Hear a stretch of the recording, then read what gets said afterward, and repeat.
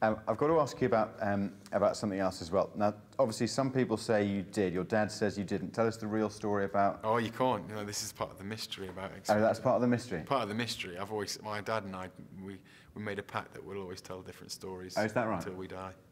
Okay, in that case... You have to find Simon Cowell and look at the files. What would you have done if you had made it through all the way, given where your rugby career was going at that point? Oh, jeez. Well, the thing is, it was before I ever started at Sale, because I missed the first day of training at Sale, so I wouldn't have actually known how the rugby was going to go. And I don't know who... The woman who won it was Michelle McManus, and she hardly became the biggest star in the world, so I might have been a one-hit wonder and, and had to come back to rugby with my tail between my legs. And, but... Would there have been a point, though, during the audition process, where you would have thought, I've got to decide now whether I go back to training or whether I do Pop Idol? Yeah, but that's... It's like my mum. My mum was a big... You know, my mum watches the rugby games, God bless her, and she's been going to every game I've been to since I was, you know, 11, 12 years old, but she still hasn't got an absolute clue about rugby, hasn't got a clue about the rules or what's going on. Often she cheers for the other team, and it's quite embarrassing, but she was believed in me to be like a drama, which wants me to be in movies or a singer and stuff, and I was always quite good at drama and that sort of thing when I was a kid, so she'd be pushing that boat, but I think my dad's passion for rugby would have overpowered her, and I would have had to just say, sorry Simon, I'm too big time for this, I'm going to play some rugby. I think it would be the more manly thing to do as well. Yeah, possibly.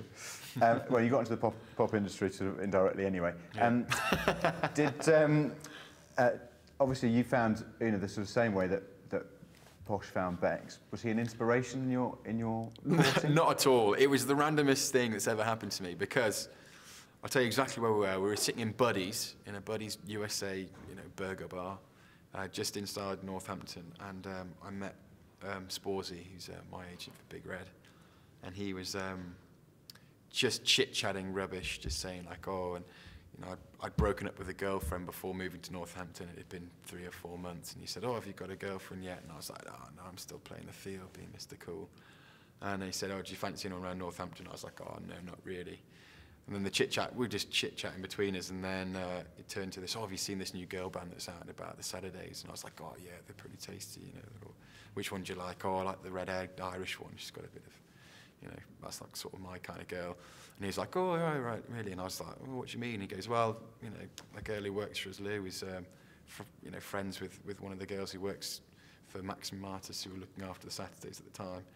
And she said, oh, well, and I was sort of like, yeah, whatever, Sporsy. He's always making promises about doing this and doing that. So thought nothing of it. And about 3 days later, I got a text from him saying, oh, here's Una's number, she's expecting your call. And I was literally thinking, yeah, I'm going to ring it, and it's going to be like Sporsy's mate, and I'm laughing at me. So, but I thought, it's worth a shot anyway, just in case. So I phoned it up, and surely enough, it was Una's answering machine, thankfully.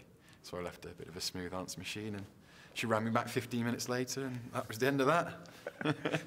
I charmed her. On the answer phone? Yeah.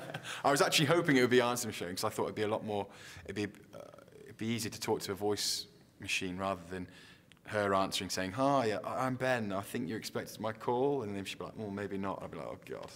So it went a lot better than I thought it would. So did Sporty literally say, my friend fancies you? Yeah, I think so, yeah. And she said, who is he? And then they sent my name, and then she Googled me, and supposedly she didn't really like the pictures because I had long hair.